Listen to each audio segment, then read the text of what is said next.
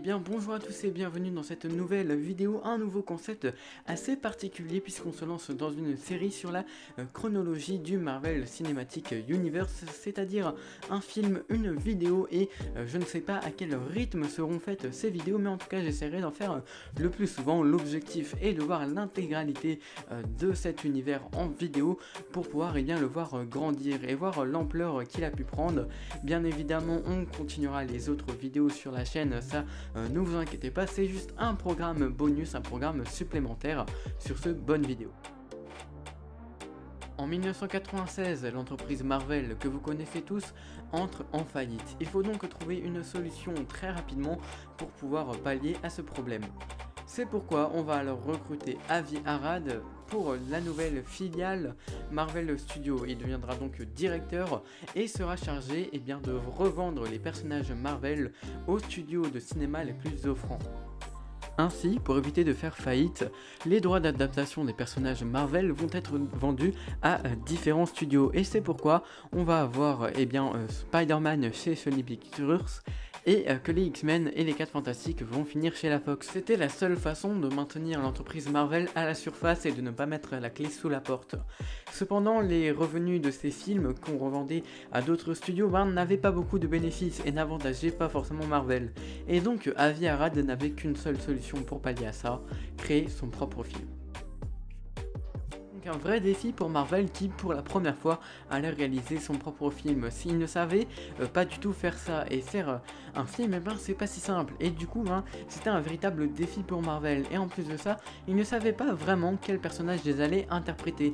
La plupart des personnages étant sous les mains de la concurrence, ils se réduisaient à un seul petit panel de personnages et on hésitait entre plusieurs personnages. On hésitait entre les 4 Fantastiques, entre Ant-Man ou un film sur Iron Man. Et c'est d'ailleurs ce dernier qui va intégrer le premier film de l'univers cinématographique Marvel. Et l'on va donc recruter Jon Favreau pour réaliser ce nouveau film Iron Man. C'est son premier film chez Marvel Studios, mais l'aventure va énormément continuer pour lui. En avril 2005, ça y est, la machine est lancée, la production de film commence. On va alors voir apparaître plusieurs scénarios qui vont mettre en place Obadiah Stane, l'un des méchants principaux de la saga Iron Man, même si le mandarin était envisagé pour ce premier film. On va aussi voir des storyboards et les conceptions des costumes arriver et enfin le film va arriver en tournage. Et vous pouvez voir sur ces images Avi Arad, alors producteur du film. Le film alors en pleine production, on se demandait qui pouvait bien interpréter le rôle de Tony Stark à l'écran. Et même si des grands acteurs étaient prévus de base, on pense par exemple à Tom Cruise, mais qui était beaucoup trop onéreux. On avait aussi en tête Nicolas Cage, mais là encore ça ne le faisait pas.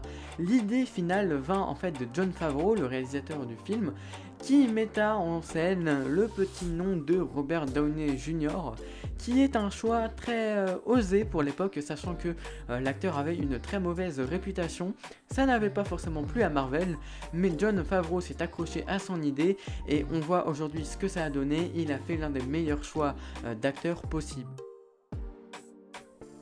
Iron Man ne sera qu'une partie d'un tout, la pierre angulaire d'un univers partagé, le Marvel Cinematic Universe. C'est cette phrase prononcée lors de la promotion du film qui va attiser la curiosité des fans de comics mais aussi des fans de cinéma, puisque en effet c'est la première fois qu'on nous parle d'un univers cinématographique, un concept tout à fait novateur et tout à fait nouveau que les gens n'appréhendent un petit peu et ne savent pas trop à quoi s'attendre au départ, sachant que on est en 2008. Aujourd'hui, les univers cinématographiques, c'est devenu la norme, mais à cette époque, c'était pas forcément évident de comprendre ce qu'était réellement un univers cinématographique. Et Marvel allait introduire le premier d'entre eux, du moins le plus célèbre et le plus grand à ce jour. Et c'est très important pour Marvel, puisque ce sera leur première source de revenus pour l'avenir. Et on sait, à l'époque où ils ont fait Iron Man, ils étaient quand même en sacrée galère de thunes. Et pour lier le tout, Marvel trouva une solution, inclure à la fin du générique une scène qui teaserait, qui dévoilerait l'intrigue d'un futur film. Et c'est donc ce dont on a eu le droit avec ce premier film Iron Man, où Samuel Jackson s'est libéré pour venir parler du projet Avengers, censé être la conclusion de l'univers cinématographique Marvel. Et ça y est, le film est sorti dans les salles de cinéma à l'international et c'est une vraie réussite pour le coup. Marvel Studios s'en sort très bien pour le film qui leur a coûté 140 millions, ils en récolteront 500 millions de dollars de bénéfices, ce qui n'est pas rien et ce qui va sortir quand même Marvel Studios de la misère parce que c'est vrai que là ils étaient à deux doigts de fermer les portes, c'est-à-dire que tous les comics, tous les films Marvel qu'on connaît auraient pu disparaître. Et si on les voit encore aujourd'hui, eh bien c'est tout simplement grâce à Iron Man. Et ça, je trouve ça super fort et super puissant parce que ce film aura déjà sauvé Marvel en tant qu'entreprise, mais aura également créé Marvel en tant qu'entreprise dans le sens où c'est lui qui donne les fondements du Marvel Cinematic Universe qui aujourd'hui sont les films qui rapportent le plus d'argent et le plus de monde en salle. Et c'est avec ce projet Iron Man que commence à arriver dans les esprits de Avi Arad et de Marvel Studios la possibilité de faire un deuxième film, l'incroyable Hulk, mais ça on verra ça dans un prochain épisode de cette série. Surtout, j'espère que cette vidéo vous aura plu et si c'est le cas, n'hésitez pas à mettre un petit pouce bleu pour ce nouveau concept. Également à vous abonner à la chaîne pour ne pas louper les autres vidéos, que ce soit de la chronologie du MCU ou bien de toutes les autres vidéos, réactions, trailers, critiques qu'on va sortir sur cette chaîne. Et bien entendu, n'hésitez pas à vous rendre sur la chaîne Cinéma où vous trouverez des critiques de films d'actualité, cinéma, Netflix, Disney+, et toutes les autres plateformes. Voilà, on fait des petites critiques cinéma, c'est la chaîne principale, donc n'hésitez pas à y faire un tour. C'était Hugo, on se dit à la prochaine pour une toute nouvelle vidéo. Ciao.